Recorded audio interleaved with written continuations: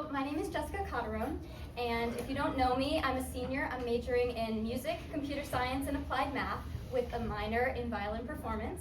And my topic is on data sonification, which combines multiple of those things, and so that's why I love it so much. So let's dive right into it. So a brief overview of what I'll be talking about. First, I'll start off with a general overview of what is data sonification. And then I'll move into how data sonification is specifically used within the field of astronomy, which is another topic that interests me, and especially how NASA is using this practice in their sonification project. And then I'll move into a little bit about the actual process of sonification and how the data is actually mapped into sound. And then I'll provide a few examples of sonifications that we can listen to. And then I'll briefly explain a few applications in other fields and provide some key takeaways and conclusions. So, to start off, what is data sonification? What does it mean to sonify data, and what is its purpose? So data sonification is the process of turning data into sound. It's an alternative to visual representation like images. So instead of having images, we can turn those images into a variety of sounds and frequencies and pitches, and this is actually a really good way to increase accessibility, especially for blind and low vision communities, and especially for astronomy, so that blind and low vision people can actually experience space for the first time in some way if they can't actually see the images of space. It also offers a new perspective, and it allows for pattern recognition because our sense of hearing is actually really good, and especially when paired with our sense of sight, then we can identify new patterns that we might not have actually seen before. And it's used for many different purposes, including research, science communication, and as an art form, sometimes simultaneously. And it's very interdisciplinary. Like I said, there's a lot of collaborations between scientists and musicians, and especially as an interdisciplinary person myself, I really love this about data sonification. Some other terms you might hear are audification and musification. I'll stick with the term of data sonification, but if you read papers or something, those terms might also come up. But wait, a big question when it comes to data sonification is when you sonify data, is the product that you produce sound or music? It's hard because these two terms are not really defined exactly, and this is a debate that is ongoing. So my proposition is that it exists on a spectrum. So these again are not exact definitions, but I like to think of it as the sonifications lie on a range from sound to music, where sound is more of the technical representation, not expressive, and there's less human input. Whereas sonifications that are more music-like would be more of an artistic representation. They're more expressive, and there's more human input involved in them. So as we look at some sonifications later and listen to them, you can kind of think about where you would place these on the spectrum, and then I'll share my thoughts of where I put them on the spectrum, and see if you agree, if you think it's a spectrum, or if you think it is all sound, or if it is all music, or maybe both. So now NASA's sonification project. How is sonification being used in astronomy? So in 2020, NASA's A Universe of Sound project began, and it's still ongoing. It's a collaboration between the Chandra X-ray Center at NASA and System Sounds. And System Sounds is made up of 2 data sonification specialists. I'll show them on the next slide. And NASA is all about open science and public accessibility, so it really supports these initiatives because of its ability to increase accessibility to space for low vision communities.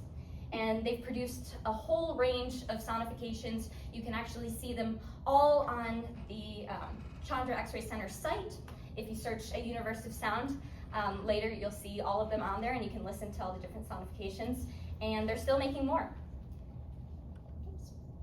So the project leaders of A Universe of Sound include Dr. Kimberly Arcand, who's a data visualization scientist at the Chandra X-ray Center, and then we have the co-founders of System Sounds, including Dr. Matt Russo and Andrew Santaguida. And Matt Russo is an astrophysicist and a musician, so he has degrees in both, and he's also a sonification specialist. And then Andrew Santaguida is a musician and a sound engineer, and he plays piano.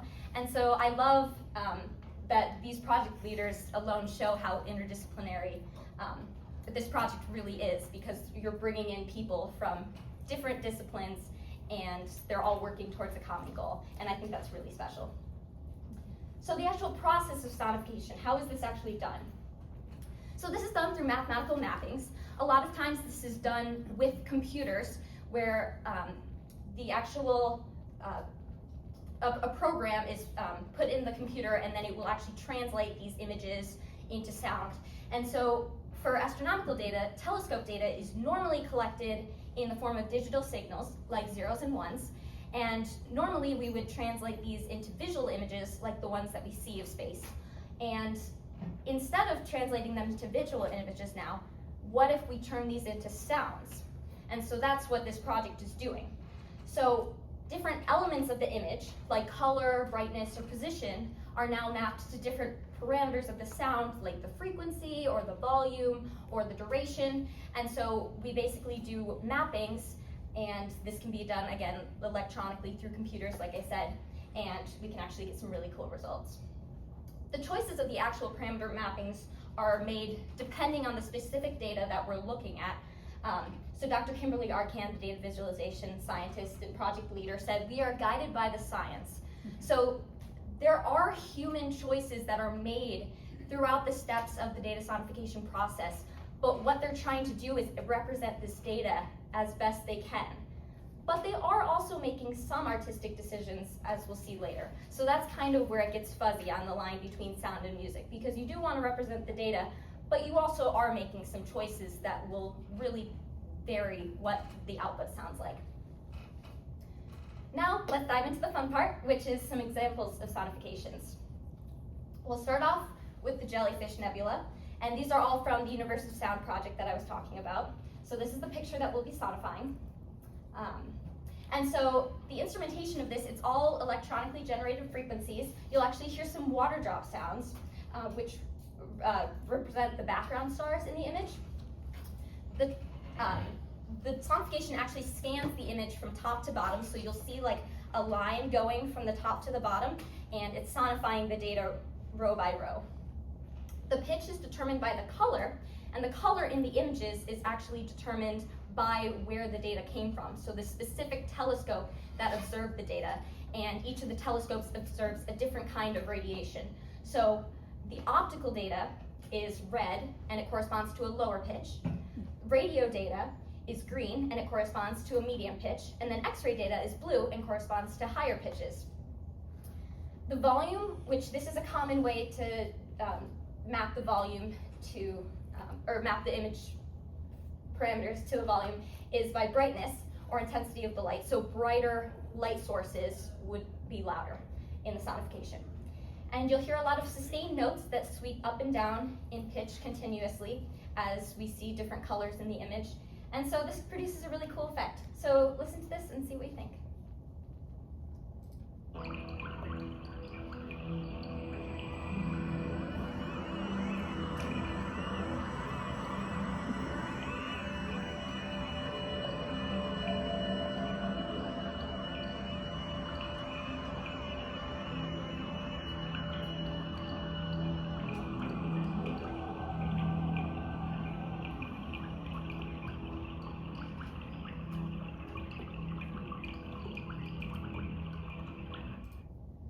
So it's pretty cool.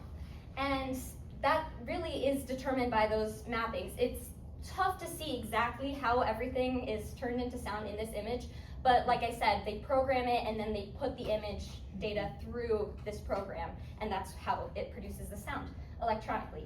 And in terms of where I think this falls on the spectrum, I think this is the example that I'll show that's most closest to sound in terms of the spectrum. Because there is some human input, but not too much, and it's electronically generated, and so I think it's mostly sound. It's not very expressive, it's representing the data.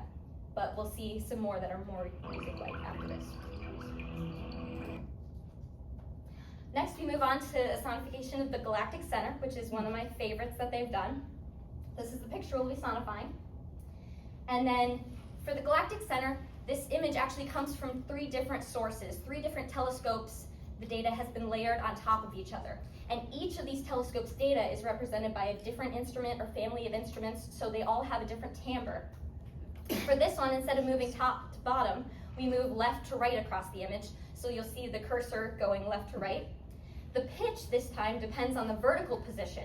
So as we're moving left to right, any things that are closer to the top on the image will have higher pitch, and then anything closer to the bottom will be a lower pitch. The volume's again determined by the brightness or intensity of the light. And then in terms of duration, point sources like stars are going to sound as individual notes, whereas clouds of gas and dust are going to sound as a drone. So let's see what this one sounds like. First, I just want to show that the 3 different layers, like I said, are all going into this, so you can hear a little bit of each of them.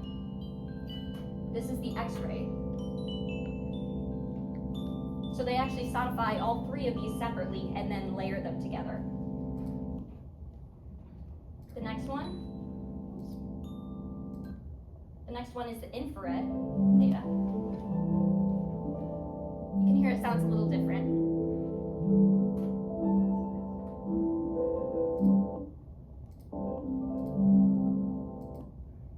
And then finally we have the optical data, where you get some plucked strings in there.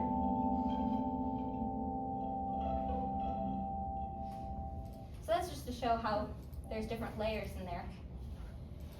But now we can go to the full composite multi-wave light. It's really something special.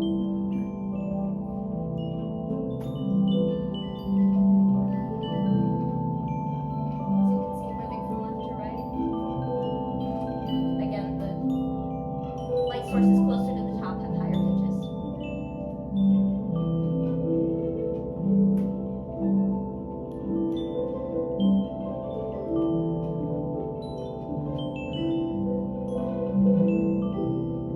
You can kind of hear all 3 layers in there.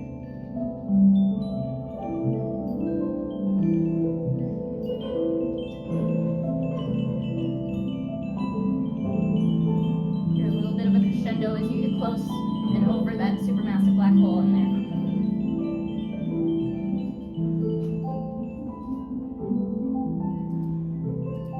So like I said, that's probably my favorite sonification.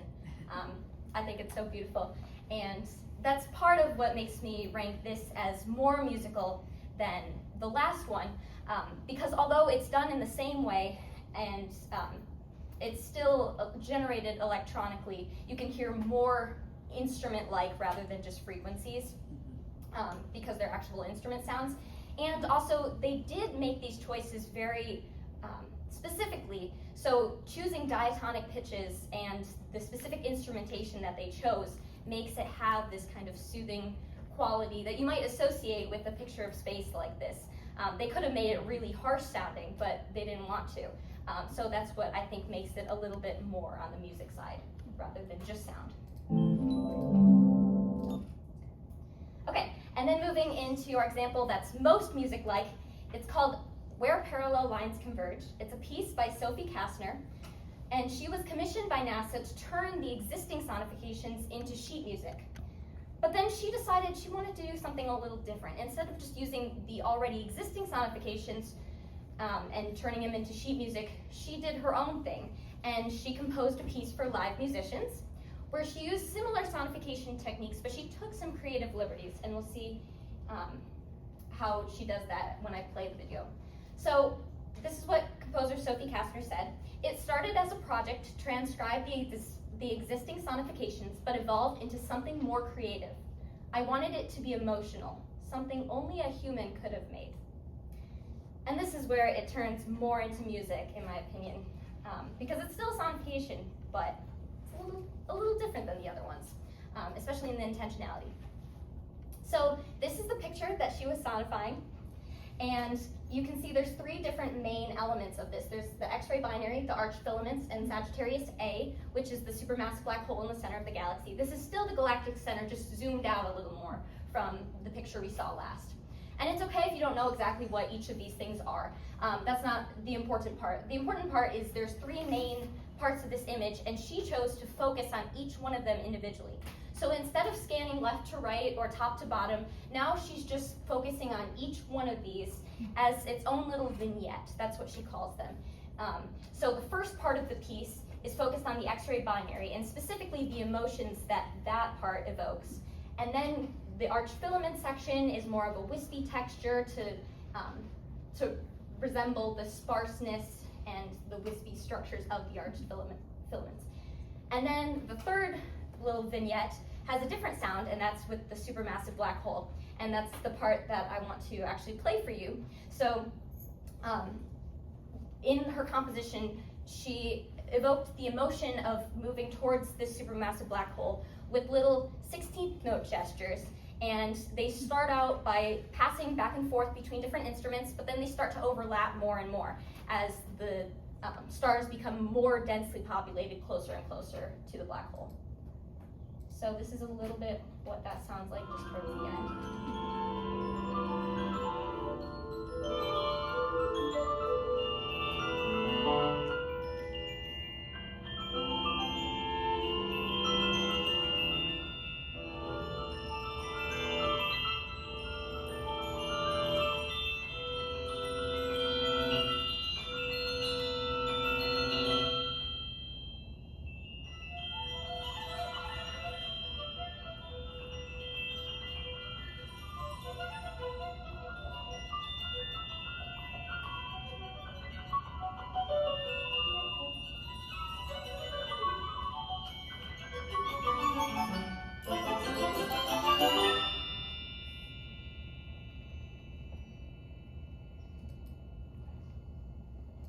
So that is the official recording of the piece. And this is the one, of course, that I consider most music-like on that spectrum, especially because it's played by live musicians. She made very intentional decisions to try to evoke the emotion of the image instead of just putting it through a computer. And so I think those extra decisions and the fact that it can be played by real people, and the sheet music exists online, by the way, if you ever want to play it. That's what makes it more music-like to me. All right, very briefly, I'm just going to mention some applications in other fields because data sonification is not only used in astronomy, there are so many other ways that it's being used, and so many fascinating ways too, so I really encourage you to look into these since I can't talk about all of them, obviously. So one main area is climate data. It's being used to sonify global warming and rising temperatures. So actually some of these sonifications are quite scary because they start at low pitches and then they get really high eventually and really loud. And hurricanes, ocean data are also sonified. Medical data is also used. There's several compositions that use brainwave data, including a piece called Music for Solo Performer, where a person is sitting in the middle, and there's a video of this on YouTube, I encourage you to watch it. A person is sitting in the middle and hooked up to an EEG. And this is what produces the sonifications, the actual brain waves. It's also used in cancer data, where scientists can listen for mutations and actually hear how the cancer spreads. Because again, sometimes we can hear things better than we can identify little changes within a sea of numbers. So our main conclusions and key takeaways. Data sonification is a new way of understanding data, and in this data-driven world that we live in, we need more ways to analyze large amounts of data, and so this is one way that they're choosing to do it. And it's a great way to increase accessibility, both in astronomy and other fields, for low vision communities. It's very interdisciplinary, and it encourages collaborations between musicians and scientists. This is a new way that scientists can think and also musicians can think when they're composing a piece. Maybe they want to think about incorporating data into their composing process, or maybe they'll be recruited by some scientists to do this kind of thing. And finally, my proposition that the products of data sonification really exist on a spectrum from sound to music, and I think it's really interesting that there is not a single definition of either of these, and the data sonification really it has to fall on this whole spectrum because the sonification that we even just heard are so different, even though they're using very similar processes. And you could even take the same image and sonify it multiple times, and it could come with completely different outputs. And so that's what I think is really fascinating about data sonification.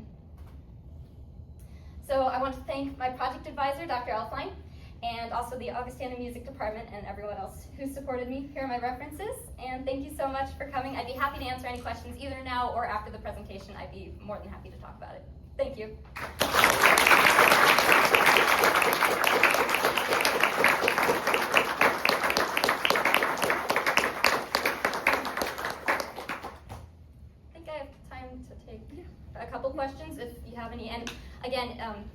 to go through some of this stuff kind of fast, so a lot of these sonifications you can either find on YouTube, or I'd be happy to send you the slides, or you can email me, anything like that. But any questions right now? Yeah. And do you know, this is a more technical question because I'm like an astronomy minor, but do you know for like, do you know for like the program to do the data sonification, do you use like the raw bits data from like the telescope to put into the program, or is now, or do you have to like process the image somehow to make it more useful to like the program so it can sonify it? Yeah, so I mean, every time that we collect telescope data, and of course I'm not an observational astronomer, but that all has to be processed into images because even when we take a picture with our camera, it has to be turned into images. So it's just like in that step, then we can just put that right into the program. Actually, it doesn't take a whole lot of pre-processing, but I think they do a little bit. I haven't actually sonified anything myself. Yeah, so it's not just like the raw bits data that you would get right from your telescope.